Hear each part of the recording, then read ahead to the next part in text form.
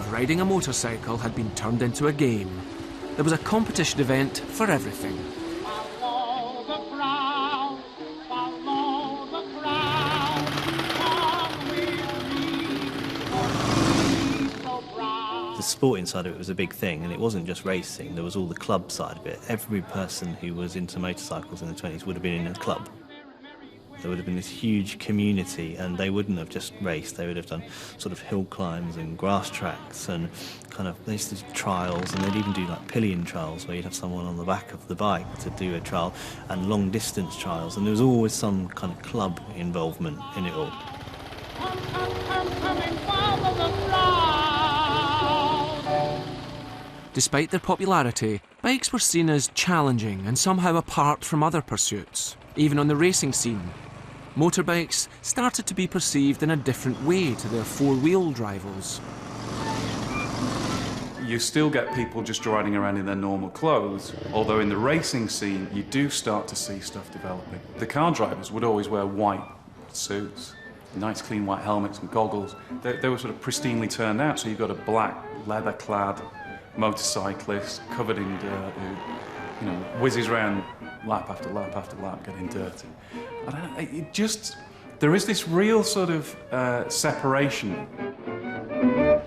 The feeling that bikes were a bit different was apparent at the prestigious Brooklyn circuit. It was one of the only custom-built racetracks in the world and had been an important part of the bike scene from the beginning. Yet even here, bikers were becoming outsiders. Brooklyn's the most prominent British race circuit that closes in 1939. At that time, there was a real hierarchy of the establishment in the racing community. The motorcycle racers weren't allowed into the clubhouse at Brooklands, whereas the car racers were. They were looked down upon even in that scene as well. But there was one place where the riders were already king: the Isle of Man Tourist Trophy, or TT races.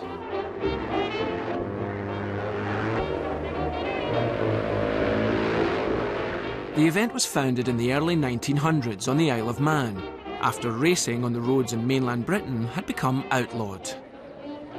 The place became the spiritual home of British bikers.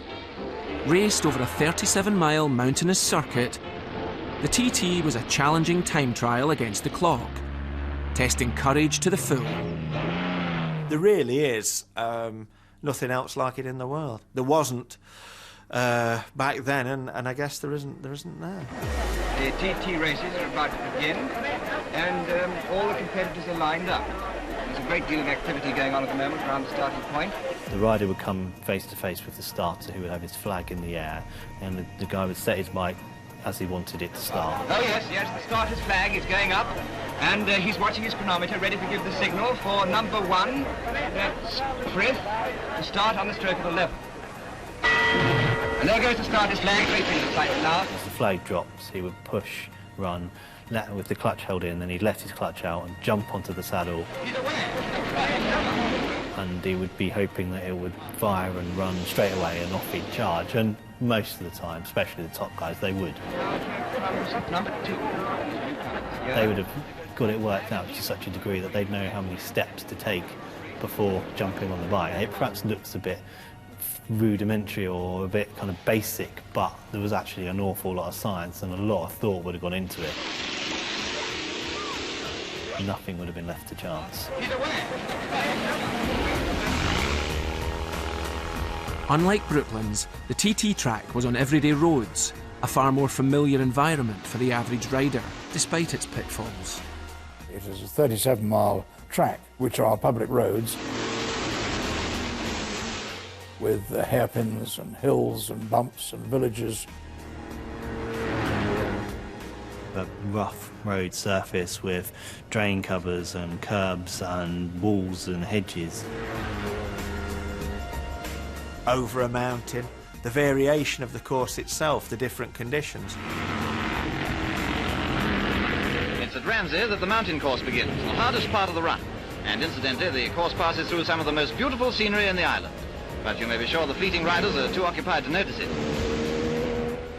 They touch today 180, but in the 30s they would have been doing the ton. parlance for 100 miles an hour, and on the Sulby Straight, speeds there would have approached 110, 120. Jimmy Guthrie is leading all the way, setting a cracking pace at an average of nearly 80 miles an hour. Slowing up on the turns, can you imagine what his top speed must be? It was an extreme race that required equally extreme commitment. Some of the guys would hold the throttles open by various means, like of elastic bands and things, and just hang on. That was as simple as that. Really, they were running quite close to flat out an awful lot of the time. He's coming down now, round windy, very wide sweep. Here he comes, I can just spot him. And according to my timing, he's winning. How they managed to achieve the lap times that they did on the machines of that time, in the conditions, on those roads, incredible. Incredible, guys. The enormous strain on both driver and machine in this grueling 265 miles race can only be appreciated when we realise that they fly around the course for nearly 3.5 hours on end. Difficult corners and a 7-mile climb in each of the 7 laps makes it a thrilling sight for the spectators and a more thrilling struggle for the drivers. To handle the stresses and strains of such an arduous race, the TT racer of the 1930s needed to be a hardy breed. When you're riding a bike which has got no real suspension, saddles are not brilliantly comfortable, and it's a fairly ferocious thing. There was no kind of let up. It was really, really physical, hard work. These were fit guys who were doing it. If the riders were tough, the bikes had to be even tougher. For the bike companies, there was more than just pride at stake. This really can't be underestimated, its importance in terms of motorcycle development. The TT was an absolutely marvellous proving ground for manufacturers in an era when people were concerned about reliability. Naturally, we buy something today, it's not going to break. Very different time then. And so for a manufacturer to be confident enough to put their machine through 2-3 laps, what better place to prove the reliability of their machine? As the technology raced ahead, one manufacturer excelled above all others, Norton. For them, winning the TT became an expectation, and wins meant sales. Often the phrase was, well, which Norton won the TT this year? Not which bike, but which Norton. They dominated. They had the best riders riding for them. The bikes were the toughest, probably the fastest. The winner, who by the way won the junior TT earlier in the week, was Guthrie on a Norton with an average speed of 78.01 miles an hour. You could see the aces riding the bikes that you could buy, racing, and that was a hell of a thing at the time. The local sales room could give you a road version of the very machine that had just won the world's toughest race. Norton's International model was the closest thing to the TT dream the average rider could buy. But Norton's winning streak would be rudely interrupted by world events.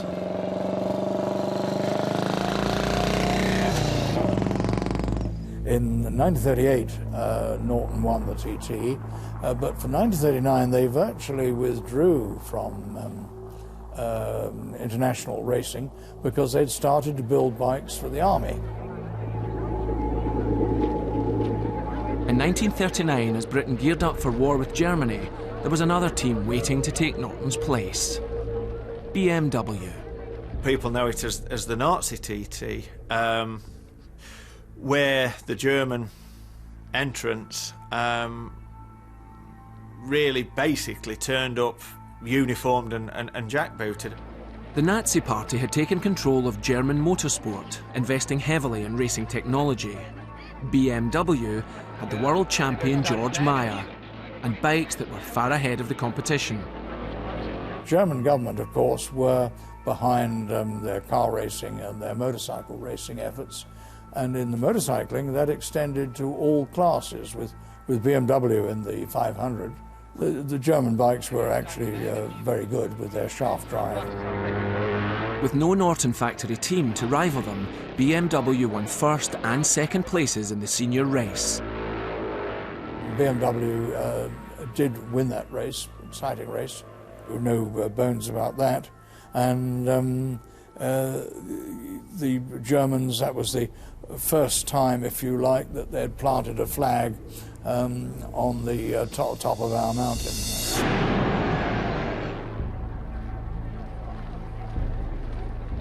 BMW's second place rider was British man Jock West, shown on the right. He chose not to join in with his team's victory salute.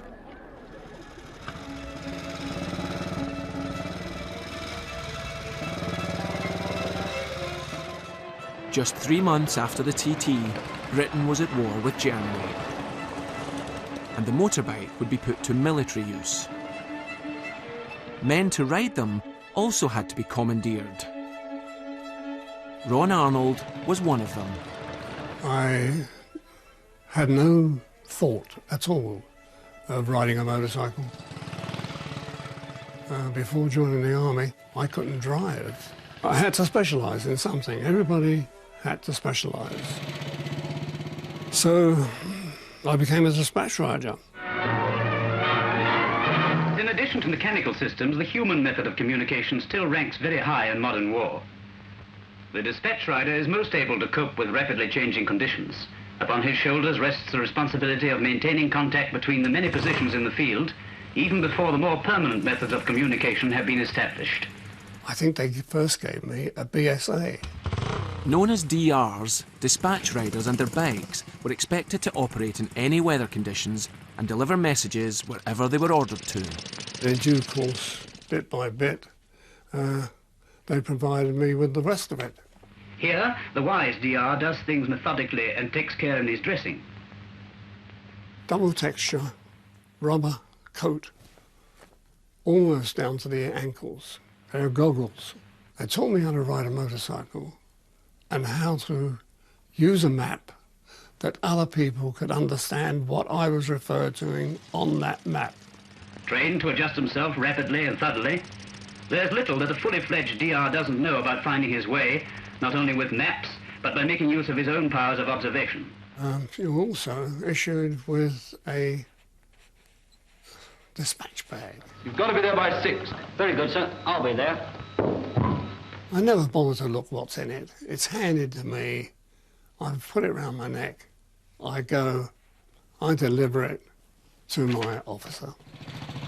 As well as his supposedly weatherproof uniform, the dispatch rider depended on his bike.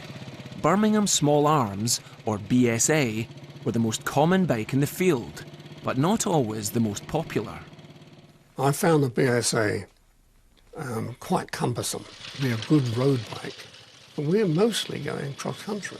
Roads are on German maps. The SDR memorizes the route, taking care not to mark his map, and heads towards the village. There's the road I came along. I'd better get another landmark to make sure. There, that church. Right. Better than asking the way, questions near the fighting line are dangerous. This DR used his brains instead. If the BSA left something to be desired, Ron much preferred his replacement. But fortunately, I was handed a Norton motorcycle. It was lightweight to throw it about and be able to move with it as well. Norton was a very nice machine. For you, sir. Special dispatch. Thank you. 6 o'clock. I see you left London at 6 o'clock. Yes, sir. That's jolly good time. Thank you, sir. After cutting his teeth in England, Ron Arnold was posted to Normandy. We arrive on the beach. Move. Get off the beach. Move, move, move. Move off the beach. So we leave the beach eventually, and we end up in a meadow. In that meadow, my bike in its tarpaulin, it's pulled off, and I am now alive.